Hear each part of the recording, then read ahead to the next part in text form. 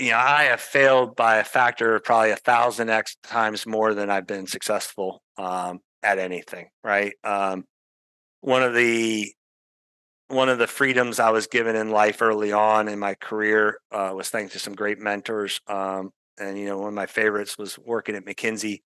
And it was this whole hypothesis driven, right? So it was always like, hey, form an opinion, test it. And the minute you figure out, what do you have to believe for this to be true? Or what do you have to believe for this not to be true? The minute you figure it out, it's not true, move on. It's okay not being right, but have an opinion so you know which direction you're going to go.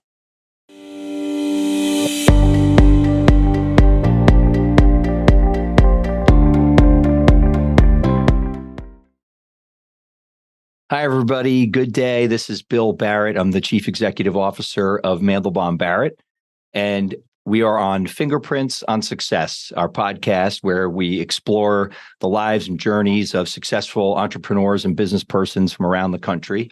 And today I am thrilled to have Alex Sadusky on our program. Alex is a entrepreneur, but has a very interesting background. And I thought bringing Alex on the show today would be great because he's done a couple of things that personally I think entrepreneurs find very, very interesting, which is starting a life in what I'll call corporate America and being a consultant at the highest level with McKinsey and Company and other ventures. And then, ultimately starting a business, Dental Card Services Alliance, and then more recently, True Blue Dental Management. So really going full circle to be a complete entrepreneur. I also think it's important because when it comes to dental card services, Alex went into an area that's wildly competitive, where a lot of people stay away from businesses where, there's huge corporations and tremendous competition to have hard barriers to entry into a market. But yet he not only chose that, but turned it into a huge success. Alex, without further ado, just wanted to let everyone know why I thought it was terrific to have you on the show today. Why don't you, for people who aren't familiar with you personally, give us a little bit of a background on you and your story and how you got into these businesses, and tell us a little bit about you. No, Bill, first and foremost, thank you for the opportunity to be with you today. It's always great to connect, and it certainly has been a journey. And kind of, if you had looked back 30 years ago, 25 years ago for me and said, you're going to be at this point, just a little bit over 50 or just turned 50, I'd be surprised to say the least. Right. I grew up in a very, very risk averse family. And my dad grew up in a small town north of Allentown, Pennsylvania. His dad was a butcher or a coal miner originally, and then a butcher and a grocer.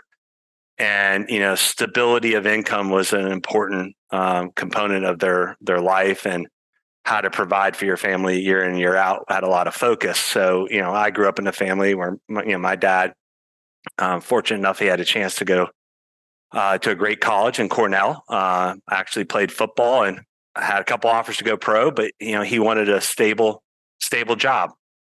So and he was also an engineer. So he decided to become an Airborne Ranger, went in the Army for about 22 years. And then subsequent that, partly, I think, for stability, and the other part, his very strong service upbringing. He then spent 17 additional years working for the CIA, of which, I was probably privy to the last two. But the reason I share that is, I grew up in a very modest home.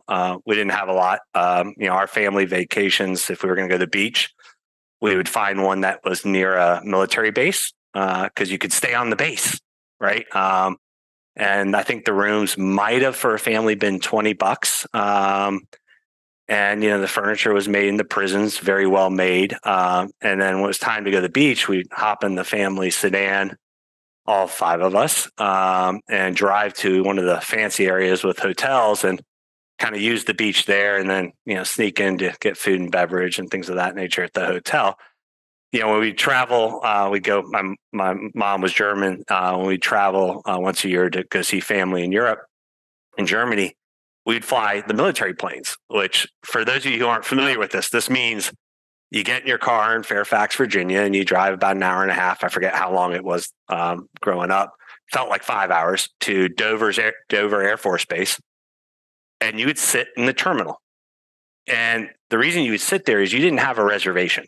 You were on a list that basically the way it worked is if they didn't have any munitions and things like that on the plane that were incredibly hazardous, they would let people board and rank a priority and rank.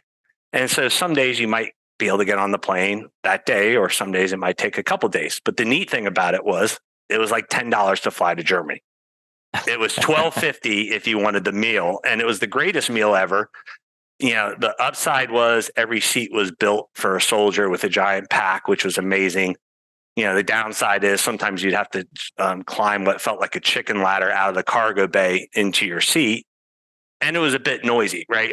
But I digress. So the reason I tell that story is I think people's career choices and where they end up is often initially a product of the environment they grow up in, right? So I grew up in an environment of engineers, no entrepreneurs anywhere, really no one in the business world, military, and things of that nature. And there was a premium on stability. And so I kind of made an initial choice. Well, I want to get into the finance, and I went down this route that was different than someone who may have had a different background, right? I was fortunate enough to get into investment banking coming out of undergraduate school, and was exposed to a lot of things over the years. I would say jack of all trades, master of none was probably the best description of my first 10 years. And during that time, I had a lot of great mentors. I will say at that time, though, work for me was work. It wasn't a passion. It wasn't something that I got up every day and just felt great at the end of the day. And that kind of experience is where I've kind of, I would say, meandered. Certainly wasn't a straight uphill line or downhill line, but it's been up and down over the years. And, about 13 years ago, I got lucky and finally said, you know what, I'm gonna start my own businesses. And fortunately enough, I got lucky on one, and that kind of started the journey to here today.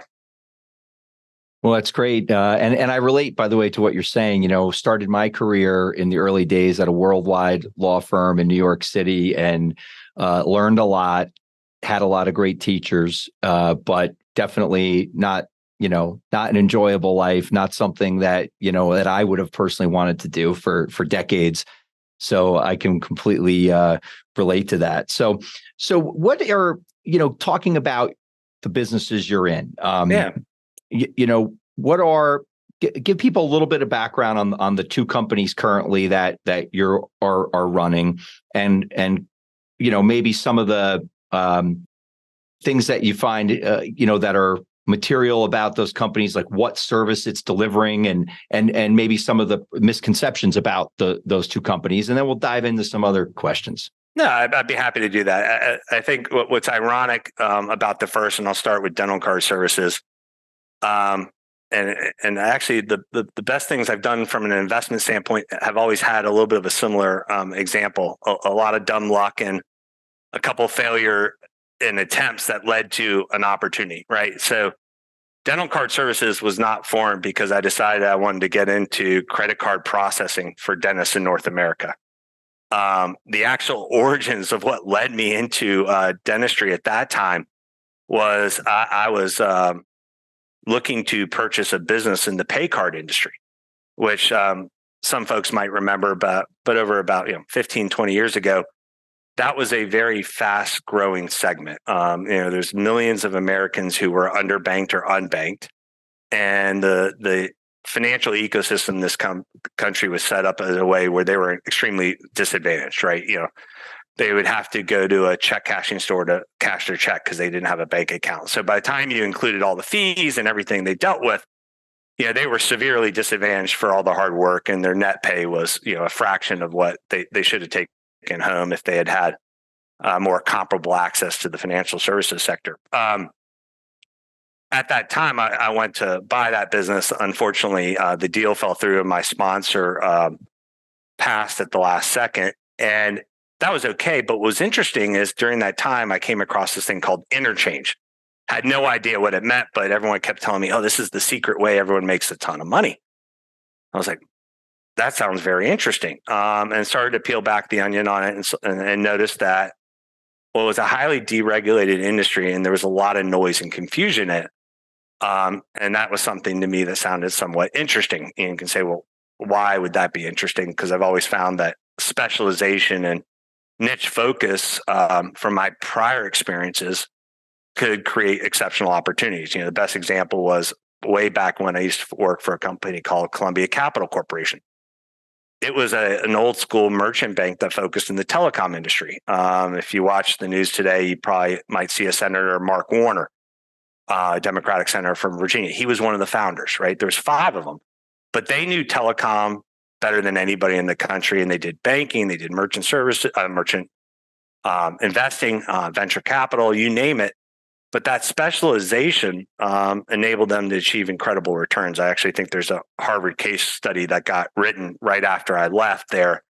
I think over a 10-year period, their IRR on their own money, and I think the amount they invested was well into about 150 million, was 194%, right?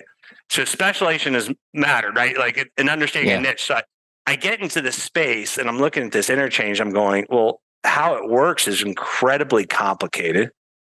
There's a lot of noise. It seems very unregulated as far as what is the impact is even on you, Bill, as a business owner, right? What is the impact of how you're charged for these services, and do you even understand? Sure. And so I looked at that and said, wow, this would be a really neat business to be into. But you already alluded to it in the opening. Why would you go into a business where every bank's in it, every financial services firm's in it, and there's probably 20,000 providers doing it, right? Not a lot of real true differentiation. Well, I looked at it and said, well, I have an angle. At this time, most of my friends from my earlier days in banking, were in private equity and they owned restaurant chains. Well, restaurants do a lot of transactions. And I said, oh, this is going to be easy. I'm going to go and open up a platform that serves credit card processing to restaurants. And, created a program, got the best pricing, laid it all out. Life was going to be great. And it was taken forever to convince anybody to do anything. As part of that process, we decided, well, what was the best way to kind of go and benchmark how to really do this the right way? And we said, oh, this is be interesting. Why don't we go talk to dentists? And you got to kind of have to understand why that at that time sounded like a great idea, right? We were going to use dentists as the case study why to get into other sectors. And the thought process was, if you really understood the true cost of interchange, not what you or processing, not what you pay as a business owner, because that may have nothing to do with it. It came down to a couple of things, right? One is, what's the inherent business risk, right? If a business is not sound, it carries more risk, because fundamentally, if you go out of business, then the person who stood behind your merchant account actually has to make good on all those charges or all those payments you took for services you hadn't fully rendered, or for services that you rendered that weren't up to satisfaction and they were successful chargeback, right? So there's this theoretical risk there. It's not theoretical, it's real in some sectors. So then we looked at dentistry and said, most dental practices are pretty darn sound, right? If you look at the default rates in dentistry, especially if you couple it with owning the real estate, it's like non-existent for the most part, right? It's like one of the lowest risks for a lender in the country. Yeah, so beautiful business, right? Then you go and say, well, everybody who takes credit cards, and I say everybody, the vast majority, unless you're a large corporation, there's a personal guarantee associated with that, which means if the business doesn't pay, and I know as a top legal professional can understand this more than anybody, like there's someone still standing behind it, right? And that's the personal guarantee. Well, you look at it, it's a sound business, great owners, dentists tend to be pretty well off, very low risk. That makes a lot of sense, right? And this is the thinking going back to 2008, right? Third is you look at the riskiness of a transaction, right? Well, am I doing it over the phone? Am I buying something online? Am I buying a weight loss drug because I saw a nice infomercial on it? No, this is someone in person with their credit card. You know me, I know you. The risk of the transaction is very low, right? And the fourth is, what are the services being provided? Are you billing in advance? Are you billing and collecting payment after the service? And is there a high risk of a change in perspective on what was delivered, right? So you go through all that noise and you say, man, dentists should be paying less than everybody in the world for this great service.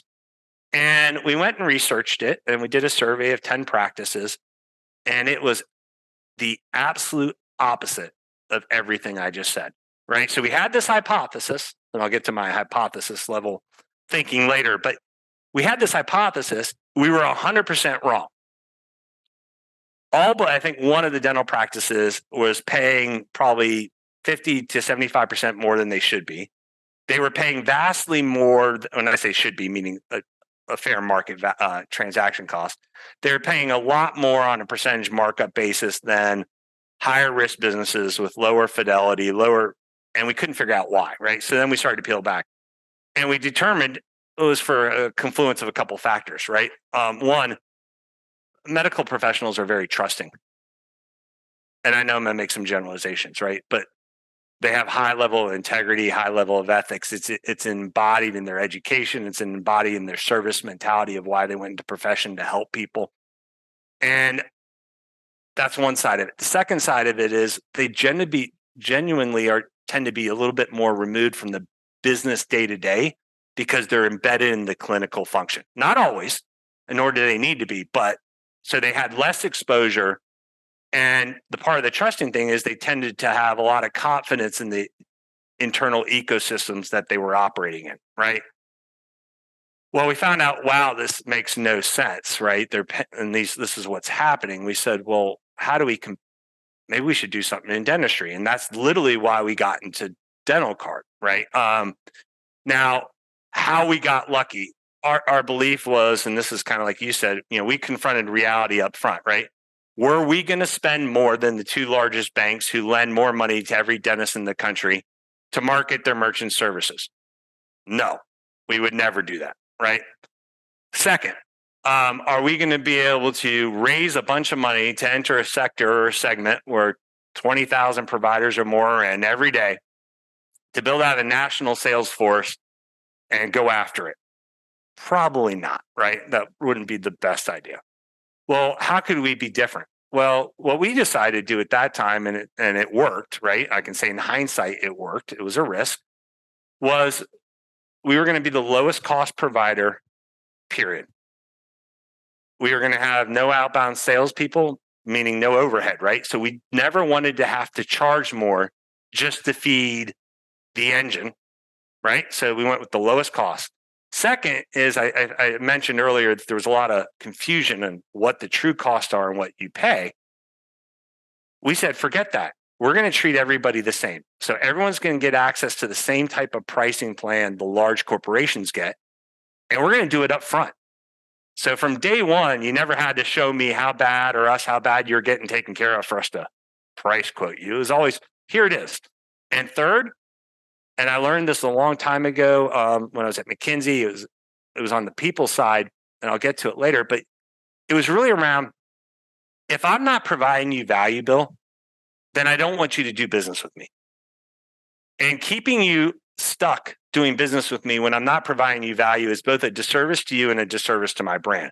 So we always believed up front that there's no early termination penalty. So in an industry that you sign that paper, you are, for the vast majority of the providers, locked under a 36-month agreement, which actually gives them the right to change their pricing whenever they want with 30 days notice.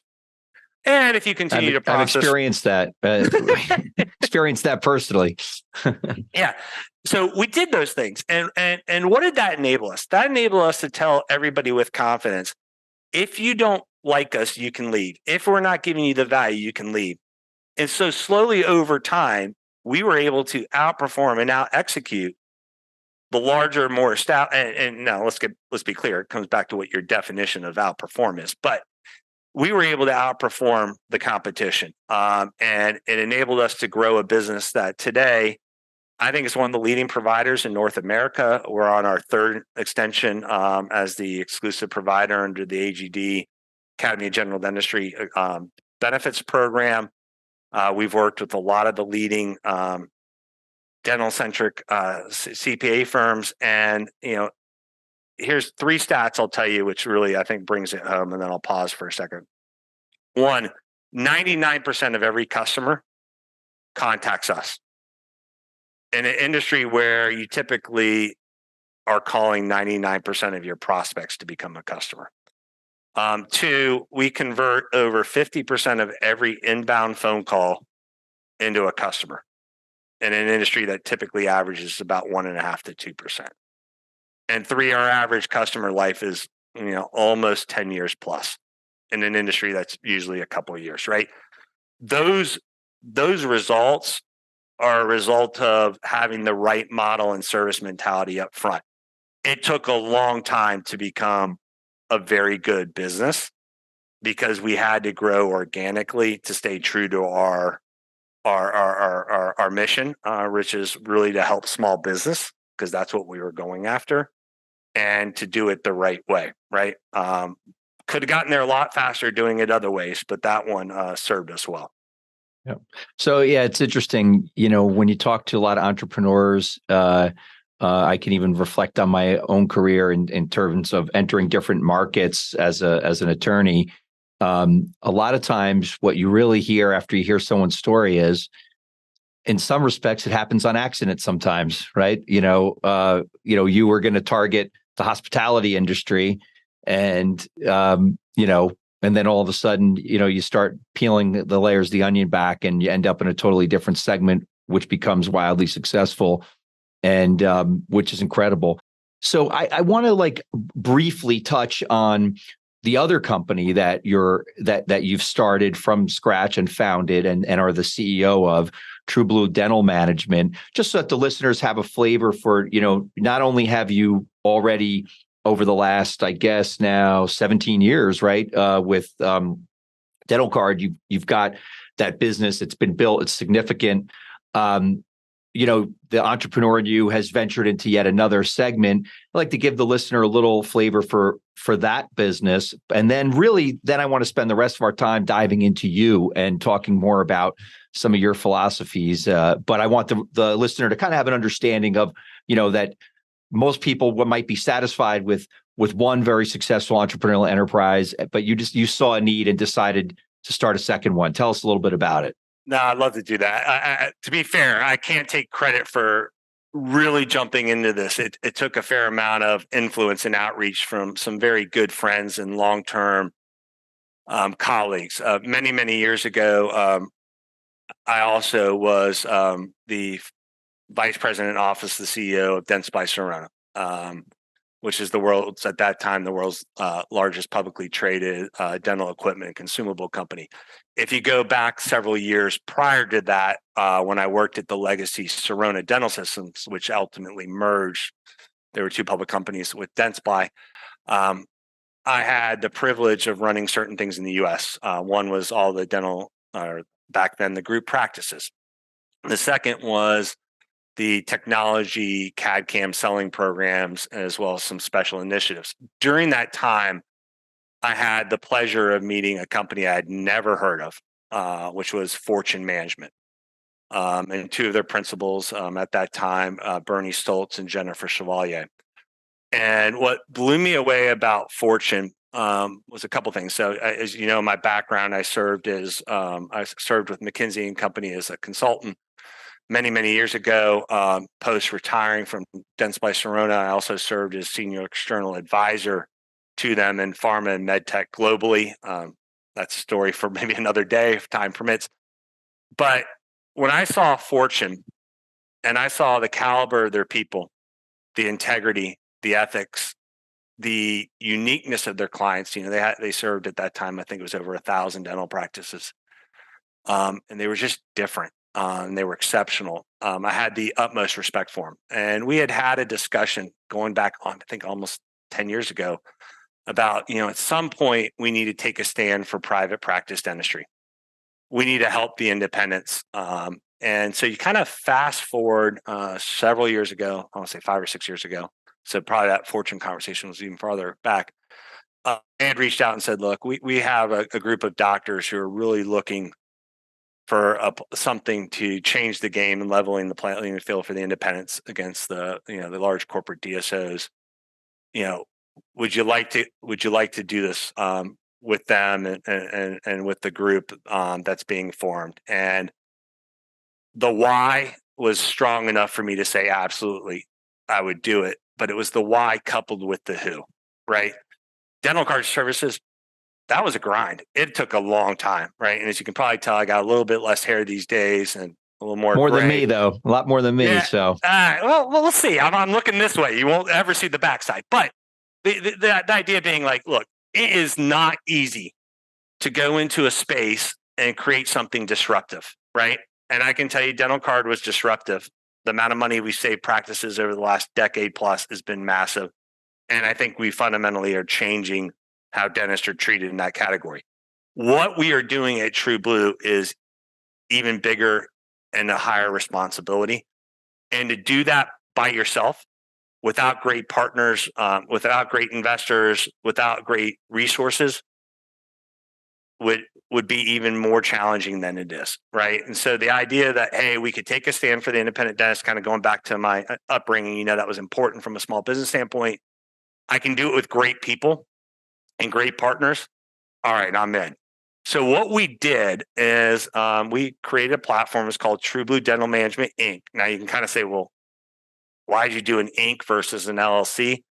For me, the Inc. makes all the sense in the world because we're trying to create something not to provide an immediate return to investors and see how much money we can make in the short term, but we're trying to create a platform that allow us to continue to invest and build out additional solutions that solve these challenges or address these opportunities independent desks, and it takes years, right? So as you know, with an LLC, you got to make the distributions. Well, with the C Corp, you can invest and you don't have the tax hit to continue to build those solutions. So we operated. Yeah, go ahead, Bill. Yeah, I mean to interrupt you, but tell the listener a little, in terms of, what is the company doing to help absolutely doctors be able to compete? Yeah, no, that's a great point. So what we did real quick, so we got all these great clinicians in the room and some of the initial investors, and we literally did a whiteboard, and I forget the hotel. It was at a resort in California, all the major challenges independent dentists are faced with. And then we bucketed into categories of, can we solve it relatively quickly? How big of an impact does it have short term? And how important is it strategically long term to address, right? So as a result of that, we started launching independent operating companies, separate LLCs, to address some of these challenges. So one of the platform companies we created was True Blue Plan for Health. You might know of it in the market as a dental membership plan. Some people might call it a wellness plan. We call ours a wellness plan, but it addressed a couple problems, right? One, over 50+% of Americans do not have dental insurance. And I use that word somewhat as an oxymoron because let's face it, it's a benefit, right? That benefit amount probably hasn't changed. The $1,000 deductible, whatever it is these days, probably hasn't changed materially in the last 30 years, right? But you have a large segment of the population that doesn't go to the dentist frequently, and you have a large segment of the population that doesn't have insurance. Well, if you look at the large DSOs, they've already figured out ways, and going back to how do we create solutions that attract and retain those patients, right? So we created a platform to do that. Now, where ours is slightly different than some is I view it more as a consulting service with a software facilitator, right? I personally don't think software at a base level adds value unless it addresses some key inputs in this area, right? First is doing more of something unless you have the right fee schedules is probably a little bit like doing chiropractic or medical without having a diagnosis, right? So one of the first things we do is we go through the fee schedules, right? Are your fee schedules where they need to be, right? In the market. Second is your practice and clinical philosophy, right? One of the advantages of not having a third party involved between the doctor and the patient is you can actually deliver the optimal patient care based on the patient need, not based on the insurance requirements or plans, right? So you understand the clinical philosophy, and the patient need. I'm a perfect example. I don't have dental insurance, and for me, getting my going to hygiene 3 times a year is the right example. If I was on dental insurance, most people say, well, you can only go twice. Well, no, that just means the benefit's only twice. Well, for me, no, absolutely 3 is the right answer. So, right. So you go through the practice philosophy, the patient demographics, the practice service areas, and you create oral wellness programs that are optimized for that business owner and their clinical team. The software and the solution just makes it easy to manage and administrate that and market it to the patients. And obviously to do so in a compliant way, right? Which is huge, right? So members on our program, and obviously thanks to Mandelbaum Barrett's legal team, get access to that know-how. We gladly accept the shameless plug, Alex. Thank you. Yeah, it's a shameless plug. No, but it matters. And the reason it matters is I had a doctor come up to me 2 weeks ago at Dentsply Sirona World going, I need to talk to you. We're doing it this way, and I'm not a lawyer, and I'll never pretend one. And I said, I would suggest you seek counsel because I think you might have exposure. And they said, yeah, well, I operate in this state. Can you help me? And I said, we cannot, because in our read, it's not compliant in that state. And they were moved, right? Like literally most people would have just said, yeah, I'd be happy to take your money. I don't have any liability whatsoever, right? But they walked away knowing that not everybody is looking out for their best interests, right? And that's a little bit of a common theme, right? So the solution's fantastic. Now, I will tell you, this is where I get a little bit, not on the high horse, but this is when if you see me passionate about preservation of private practice dentistry. I will tell you this. The average dental practice, if you go out there, takes insurance, right? And the vast majority of them who raise their hand every year and say, man, this is a great year. My insurance company called me up and said, I'm going to pay you more because I think you're doing a great job. Typically doesn't happen. At the same time, you have certain states, right? Whether it be Rhode Island, where you have a massive consolidation and very low reimbursements for oral surgeons now, where I think you probably have less oral surgeons, half of the oral surgeons today than you did a decade ago. Folks who go to school can't even go there because the reimbursements are so right? So you got this generational issue in the transfer of practices. You have others where the payer consolidation has been so aggressive that they wake up and say, we're going to reduce your fees by X, right? So you have this dynamic. And the reason I was describing that is diversifying your customer base is not a bad thing, right? And typically when you ask folks, well, how many customers you have, they think of, well, I have X number of patients. Well, you have that many consumers. That's not necessarily the customer, right? And I make a slight distinction because the customer is one, in my mind, in this example, who's writing the check, who's paying the bill, right? So if 80 or 90% of your revenue is dictated by one provider, you can find yourself with an undue amount of risk, right? And it becomes very difficult to manage that risk in certain environments, like inflation, right? So the thing for me for Plan for Health is whether you use TrueBlue Plan for Health or someone else's platform, I strongly recommend that, from an independent dentist standpoint, you need to explore that area because it's good for you long-term. There's also financial benefits. The 3 simple things why you want one, other than diversification, these other things that I call long-term strategic choices, patients come to recall at a higher rate. Patients accept the value-added additional clinical dentistry you recommend at a higher rate, and they have a higher referral rate, right? Now, is that traditionally unique to dentistry? No. We've seen that in a lot of other membership loyalty-based programs. That's why they exist in a lot of industries, right? So that's what Plan for Health is doing. That's one of our platforms. One of the ones that I like to talk about because it's kind of like this thing that if I could just get everybody to try it for 1 month, the average dental practice would recapture $40K a year in profit, but it's a little bit of it takes folks time to really believe you and hear about it from their peers, is TrueBlue Direct. And this is an amazing platform, and I'll kind of put it into 2 buckets. We have this BRACE program. An independent practice today could sign up for TrueBlue Direct, create an account, and Bill, if they signed up today, on November 1st, I'm going to charge them $99, right? For the month of November. And keeping with my earlier lessons in dental card, we've made it easy, right? If you don't like us between now and the end of October, you You click a little cancel button in our software and you never charge. So you get this almost no look chance. And if you want to optimize your free $99 month, you can sign up on the second of every month. Now, why is that important to me? Because this is about transparency and trust long term. And our view is we want to provide the optimal amount of value. We want to do a great job with our partners who are supporting us in creating these tools for you, the independent dentist, to access the best in dentistry at an exceptional value. So that $99 fee, and I know I hit the economics first, I just like to get the sales stuff out of the way, gives you access to vendor programs that are the best in class in the country. So now an independent dentist, some people call TrueBlue Direct a group purchasing organization. I try to shy away from that language, but it's probably the best comparison.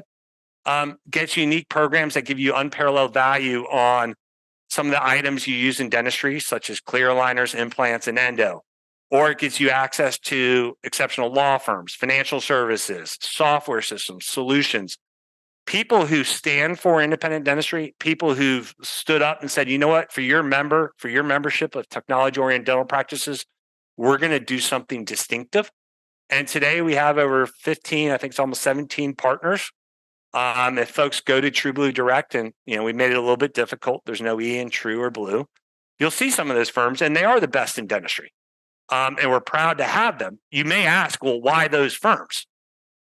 Right? Why did you partner with those firms? And the answer for me is, we're trying to create a platform that enables independent dentistry to survive and thrive for generations. Right? And kind of going back to my background, we talked about earlier about how experience can impact your view. I know unequivocally that a technology-oriented dental practice with a great culture, clinician, team, coach, representative will outperform any other type of practice in the country. I know that because I did the study over a decade ago.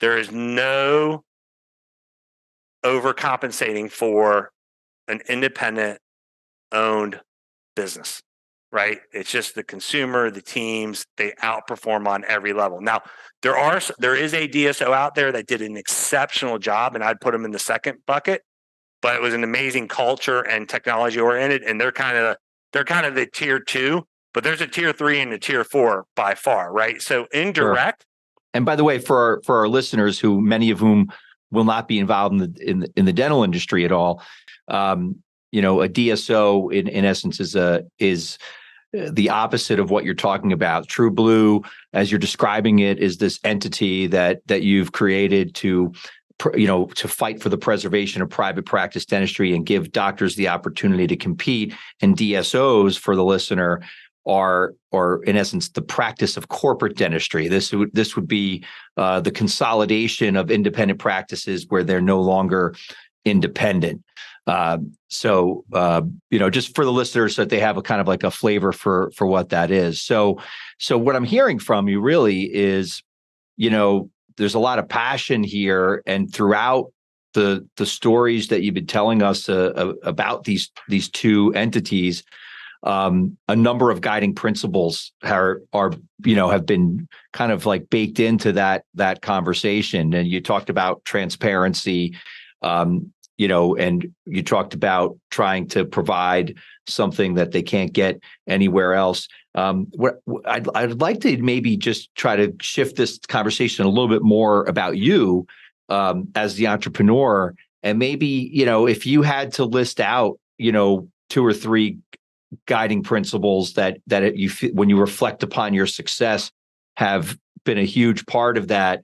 What would some of them be? And on the flip side, if you had to talk to one of our listeners right now, one of our entrepreneurs, and say, upon reflecting on your career, having been into the business career from the institutional side as well as the entrepreneurial side, what are a couple of pitfalls or things that that the almost 50-year-old Alex would tell the 35 or 40-year-old Alex to watch out for? So I'd love to hear a couple guiding principles, and then maybe kind of the bear traps to watch out for. No, that'd be great, Bill. And look, it is, I have failed by a factor of probably 1,000x times more than I've been successful at anything, right? One of the one of the freedoms I was given in life early on in my career was thanks to some great mentors. And one of my favorites was working at McKinsey. And it was this whole hypothesis driven, right? So it was always like, hey, form an opinion, test it. And the minute you figure out, what do you have to believe for this to be true? Or what do you have to believe for this not to be true? The minute you figure it out, it's not true, move on. It's okay not being right, but have an opinion so you know which direction you're going to go, right?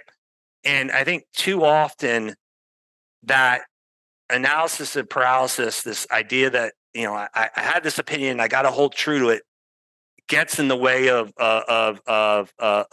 evolving and quickly and increases the time it takes for you to figure out what is the core solution, what is the way you need to do this, what is the right way to scale this, right? So one is, I think it's okay to fail and it's okay to be wrong, right? And I used to, have this phrase, and I won't say it today, environment, but like, stop doing what's not working as quickly as you know it's not working. And, directionally correct is better than precisely wrong every day of the week in the startup world. Right now, I'm also operating in the mindset of what I call small ball, right? Small ball in my mind is not when you're making multi-million-dollar bets on something, right? And, I have a natural desire, probably maybe bias to smaller investment type opportunities because it was more about I never wanted to be reliant on someone deciding ultimately 3 years from now whether or not they were going to fully fund my endeavor, right? So from an entrepreneur standpoint, I look at it and I say, first of all, do you have alignment, right? And alignment is a tough one, right? Because alignment in my mind is around a couple different things, right? You have alignment on a funding standpoint, right? And there's a recent bankruptcy that's out there now, and there's a lot of large bankruptcies coming. And my first question is, are you fully funded, right? What is it going to cost you to build what you want? What is it going to cost you to prove that the business model works? And what is it going to cost you to reach cash flow or break even, right? So you form those opinions and then multiply however long you think it is by the 2 to 3 times, right? If you're not in alignment at the start, you now have massive capital risk, right? Through no fault of your own, not no fault of your own, through not necessarily anyone's fault, you may do all the right things and never get there. That's a tough position to be in, right? So I always say, do the gut check. Does this work?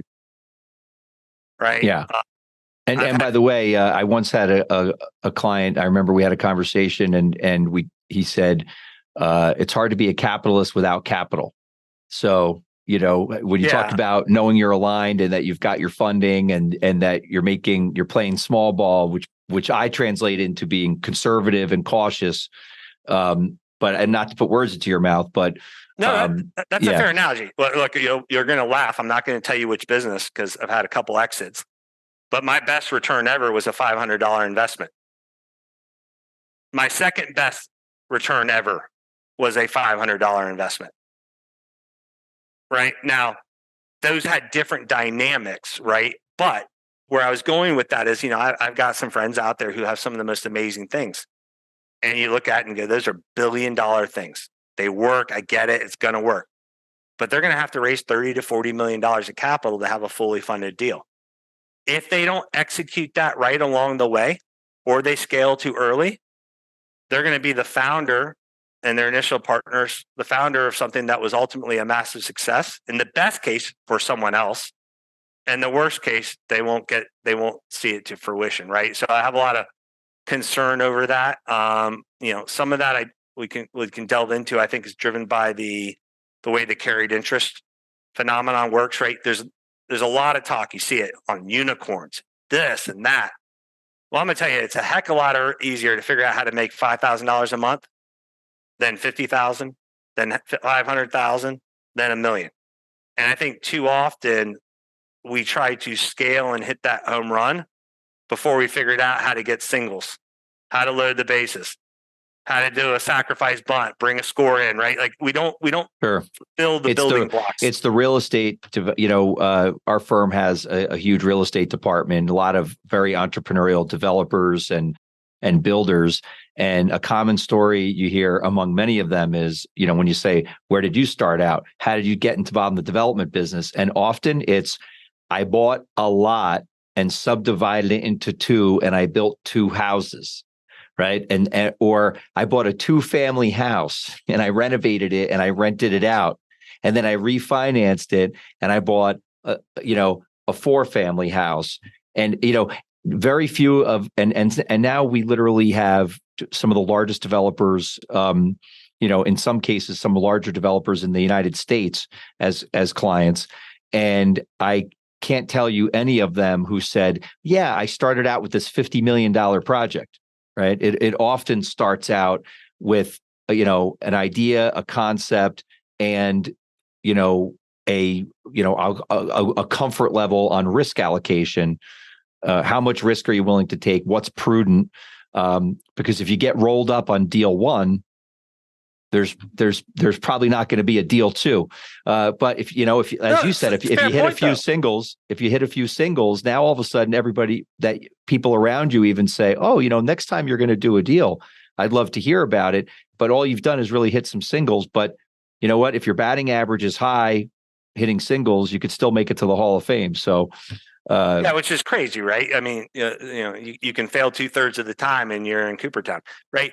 It's an amazing thing, but like I think the other advantage of small ball initially early on is the value in the strikeouts are massive, and as long as you're not getting knocked out and can never play the game again, it's that learning is incredible, right? So like you think of your larger clients who grew organically, they probably learned a ton along the way, right? And it wasn't as painful as a couple $100 million knockouts, right? It's tough, right? So I think the capital things is a real issue. And I back in my VC days, I can't tell you the number of plans. I mean, probably saw 1,000 in 2 years when I worked for Memphis Angels. The amount of plans that didn't have those elements in alignment was tough, right? The second part was to me, it's the math of the business, and I'm gonna I'll probably unfairly kind of generalize it, right? But it's like, what does it cost to acquire a customer? What value do you get annually for that customer? And what's the lifetime value of that customer, right? Like those elements, to me, in a lot of businesses, I look at the recent bankruptcy of Smile Direct, right? And I'm not going to proclaim to be an expert in the direct to consumer, but there's a couple things that, just strike me as question, right? Did they fail because they raised $1.3 billion in cash in their IPO? I mean, could you assume that probably was a sufficient amount of capital? Yeah. Yeah. I'd say so. I mean, were they backed by some of the smartest people in the most successful venture and PE firms? Absolutely. Right. What I'd love to see, and I don't think I've ever seen it, is, what did it really cost them to acquire a customer? I saw the news and I could see, hey, they're selling clear aligners at, X% less. I don't know, it was 50 or 60%. But, were they selling aligners for less than it cost to acquire that customer when you overlaid the marketing investment? Were they, what was the different question, right? I think, having them in the market may have actually helped drive clear aligners because they spent a lot of money on marketing, and that may have rose the tide. They drove consumer acceptance basically through their marketing for the whole industry. Yeah, which wasn't a bad thing, right? It reminded me of my favorite dentist. I go, do you do any marketing? He goes, no, I don't do any. I got the best website and that is marketing. But so every time my competitor runs ads, my phone lights up because they're running commercials and everyone goes online. They hear the commercial and they go, best dentist here, and they find me, right? So there may have been some floating, rising tide floats all boats there. But, you look at it and it's a question, not getting into the dental weeds, but, my favorite thing about this, when I look at clear aligners, because, you go and get clear aligners, if they go great, maybe you don't get a second set from Smile Direct, right? However, what business in the country doesn't have to pay for the patient in the chair who they sell clear aligners to? It's like a dentist, right? The dentist is already paid to acquire that customer. They're already in there getting, whether it's hygiene or another procedure. The clear aligner is an upsell, right? So beyond the clinical debate that folks have, because I don't want to weigh into that, is like there was a natural owner of that process, and it was the people who were always doing the process, right? So I struggle to say, was that ever going to have a lot of long-term merit? I'm not sure it was. I mean, obviously it migrated from a retail environment in 150 locations, but I think that's the other element is, the basics. I think the third is, and this is kind of back to, you said, what are your looking at True Blue, at Dental Card, your philosophies. I've always loved, I've never been a salesperson in my life, never been a field or trained.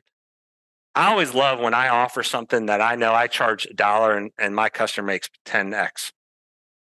I got that made up number from my time at McKinsey because, as you may know, they charge an incredible amount for their services. And I one day heard my billing rate as a young professional, and I was like, how do we get away with that? And the partner looked at me and said, because you're going to deliver 10x value. And by the way, they were right. We actually delivered 20x value. Now, was it me? No, it was the great resources and support and processes I had behind me and the clients we went to serve, right? So I love playing a game where I know at the end of the day, I'm going to provide superior value. Then the question is, can I play that game long enough to drive market awareness and to get that organic engine coming in? Because if you can do that and you can keep your costs low, I think it's a big win. Yeah, I think it's a great philosophy on the delivering of value and trying to, in essence, like almost like quantify it, that if someone's going to spend $1 with you, that you want to deliver back $10 in essence in value. And I think that, whether you're a service provider, a professional, a product provider, whatever it is, that, at the end of the day, if people get the return, it's a good investment. And maybe words to live by for all businesses is to focus on what kind of return that I get to give to my customer. Yeah. And I think you nailed it, Bill. And I think the other side is, said you originally, one of your earlier comments, you said, hey, what were some of the lessons learned or pitfalls? I mean, and this is not a plug for Mandelbaum. I love you guys, right? The smartest thing I ever did on my first startup is I had great counsel. The dumbest thing I ever did was to not have counsel. And I can correlate the great stuff with that and the bad stuff with the other one. Now, here's how I view that. Great counsel is an investment. You're doing it up front, you're doing it strategically, and it pays dividends for a variety of reasons, and we can delve into that. Dumb investment or dumb counsel, meaning I didn't do it and then I get them later. It's an expense because now I'm having to clean up something that wasn't done right or didn't afford me the protection or wasn't structured correctly, right? And it's just, if you don't have that relationship with you got to have one, right? And if you don't have a great relationship, find one because it is invaluable both to you professionally, personally, to your corporation, to your long-term success, right? There is you just can't kick this can down the road. And ultimately, it serves you well. You look more professional. Well, I think, you're emphasizing a point that we often tell entrepreneurs, and not just about us, not just about legal services, but, when I have an entrepreneur as a client, I'll often say, look at the team of professionals around you like you would your own board of directors. Yeah, sure, mate, you should have a great attorney. That's of course, but you should have a great accountant. You should have a great financial advisor, a great insurance professional that knows not only how to analyze and determine your risk profile, but has access to the right underwriters and the right markets to get you the right insurances for your company.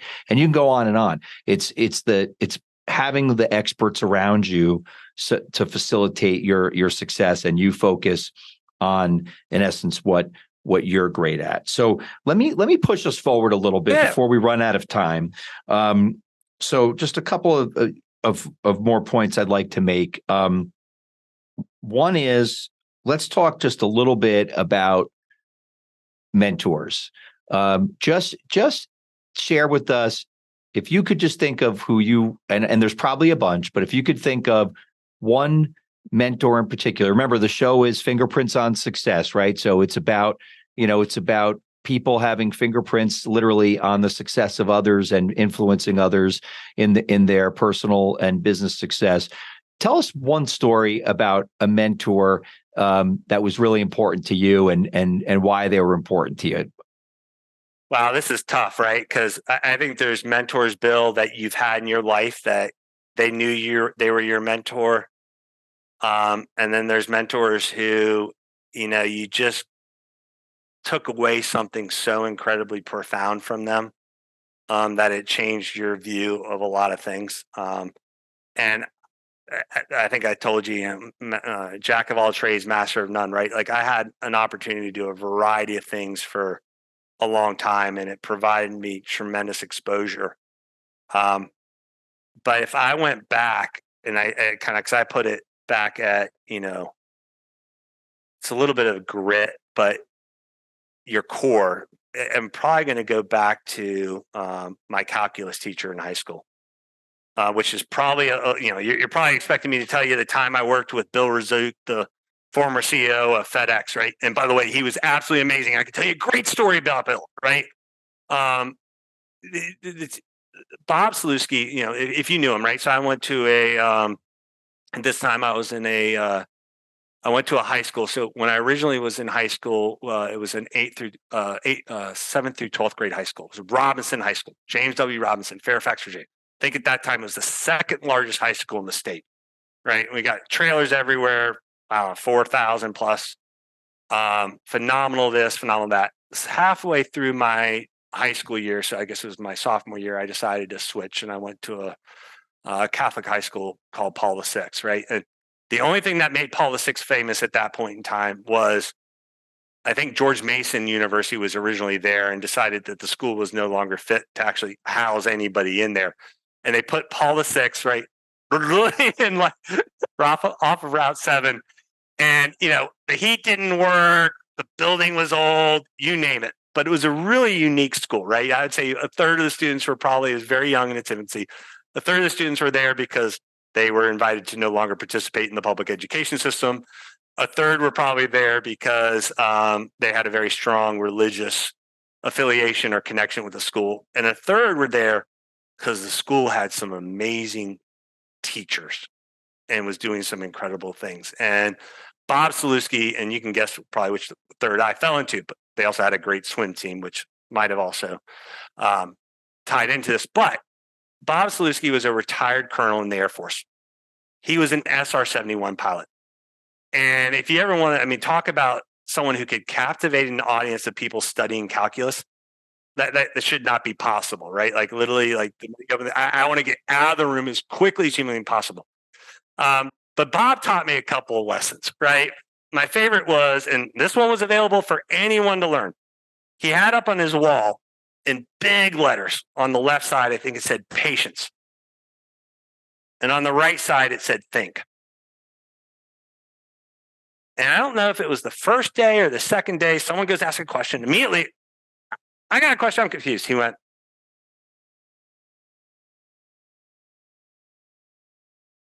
right? And it never got old. Because basically his premise was, guys, this is not rocket science.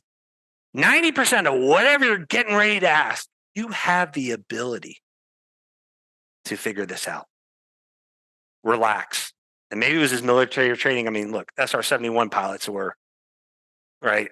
Just amazing, right? Yeah, now those are those crazy planes that looked like they basically had two like rocket fuel giant engines on them, and they were like a point, like a dart almost, right? I can remember seeing pictures of these things. They were known for speed and height and flying in very hostile environments, right? But the ability to stay calm, right? And what he was trying to teach us is, look, stay calm. Don't rush. Be patient. Process the question. Think about it, right? So that patience in thinking, because, I think one of the jokes he would say is, look, guys, this isn't rocket science, and I've been around rocket scientists, right? Like, and generally he was correct, right? And I'm making this distinction. Obviously, he was an incredible teacher, but it was just the point where we've all know this, right? You go into an environment, maybe it's at work or maybe it's in a setting. Well, just tell me what to do. No. You know what to do. be patient, think through this, formulate your question in a way, right? Learn from it. So that was amazingly impactful, and I will tell you that led to a lot of my experiences in work and the ability to get through just different situations. I never went into engineering. I could have, but that process of patience and think was just awesome, right? The second one was it's always better to pay the piper early. And my favorite one was, I don't know if it was a swim meet and then a party or you name it, whatever. I was not prepared for my calculus exam. So I did what every smart, crafty, cunning high school student would do is I was sick that day and didn't come to calculus. Uh-oh. Didn't go to school. Had a note and everything. It was great. I was a good student, right? Well, I arranged to have the retake with Bob.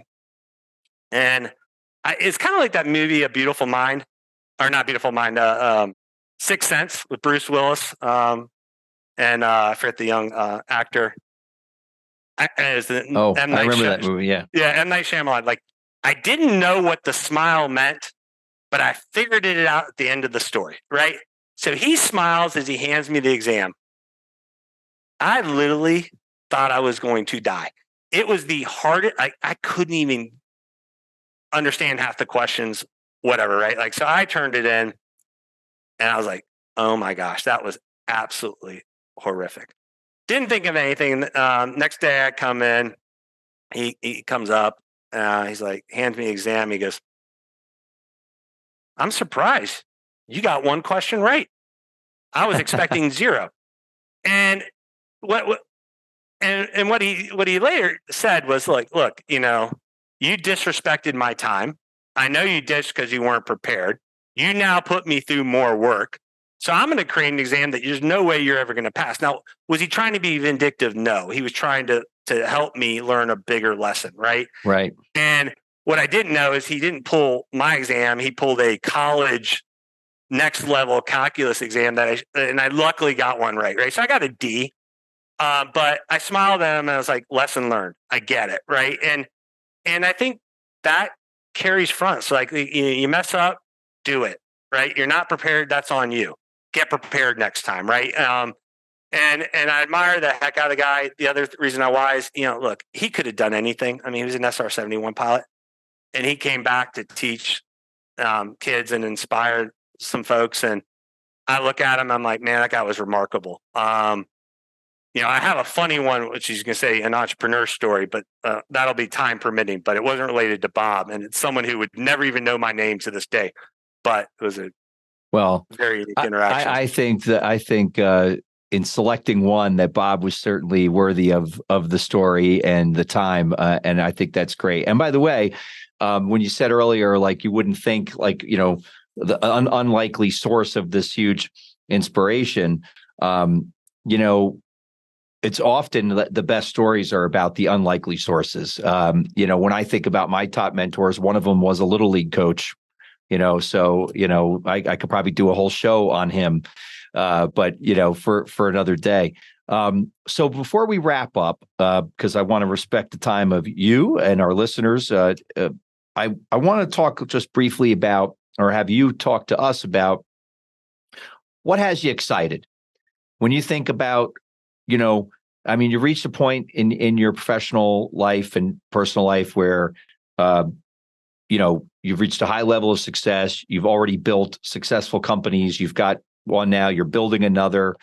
What has you excited when you wake up in the morning? What are you pumped up about that you want to share with the entrepreneurs and business owners that are listening?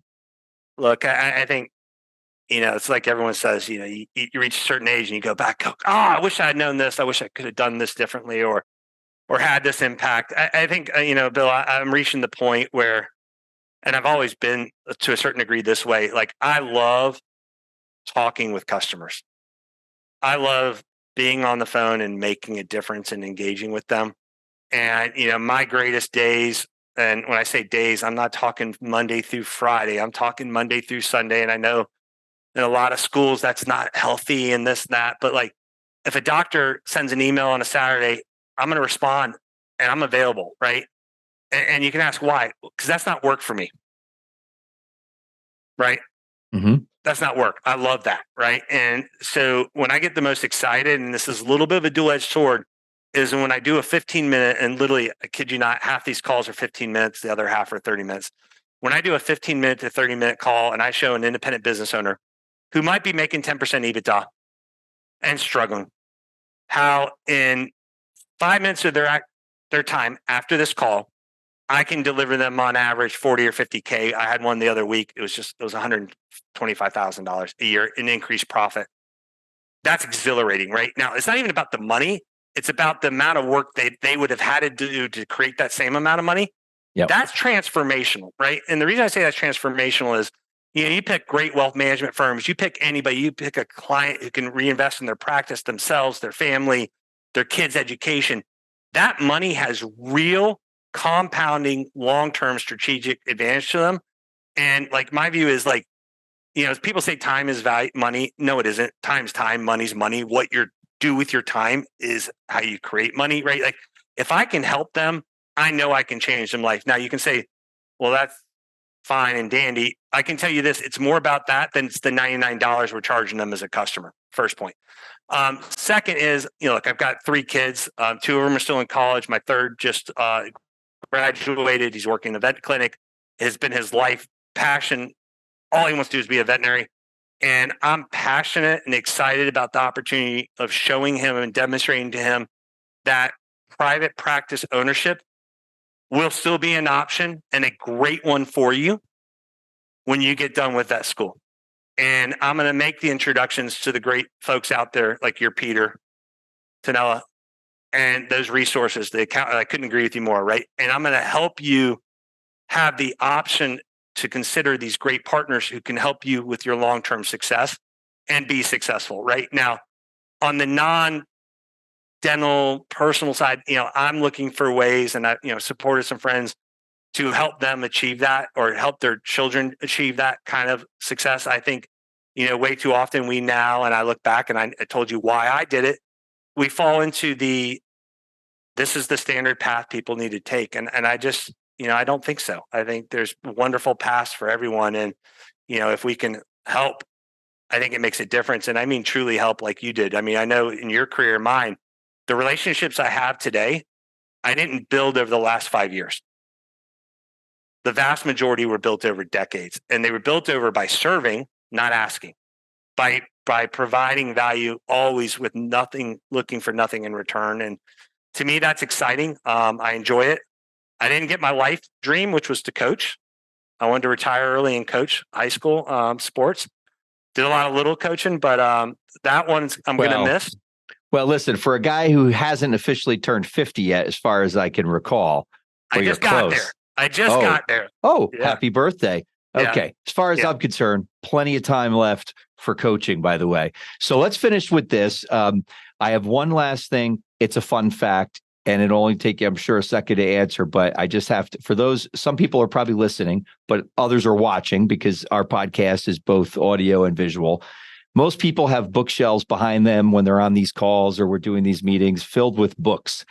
Yours is filled with what appears to be hundreds of bottles, and if I'm looking at it correctly, of bourbon or whiskey of different types. Tell me a little bit about what I'm looking at behind you right now. Well, the truth is, in this part of life's journey, so my wife and I last October stumbled into we were looking for a vacation home and stumbled into an island I'd never heard of, and we ended up buying the home. And we actually ended up moving here full time. No bridges, it's remote, no lights. But it's a wonderful place called Dufusky Island, South Carolina. The home we purchased had this giant bookcase. And it was intimidating because in the life of Zoom and cameras, I had nothing to show, right? It's not like I had the 100 certificates of the employee of the year and all the toys. And I didn't know how to fill it. So I thought I would create something truly distinctive. As far as personal enjoyment. Now, yes, I do love collecting the different bourbons. They're fun for me. I'd call it a hobby for sure. There are some scotches. There are also some unique bottles that have been sent to me from friends overseas, colleagues who I work with. So it's fun. We even have our own distillery. It's the Dufusky Island Distillery. So Very cool. Supporting the cause. But yeah, I will say this: for the vast majority, it does open up conversation. The only downside is if a bottle goes missing, then and you're on the call frequently with people, you might have some explaining to do. But it's fun nonetheless. Well, when I'm in South Carolina and it's 6:00, I know where I'm going for happy hour.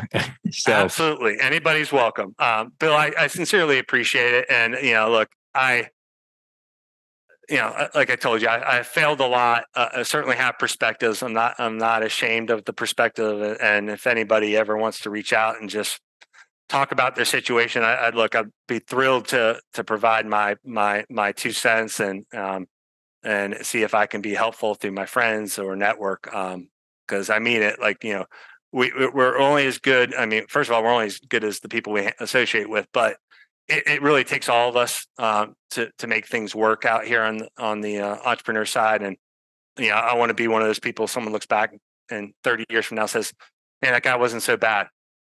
Yeah. Well, Alex, thank you for being on. Really appreciate it. Appreciate all your stories, the candor. I think that our listeners are going to find it fun to listen to. And I want you to continue and keep us posted on your success. Will do, Bill. Appreciate it. Take care.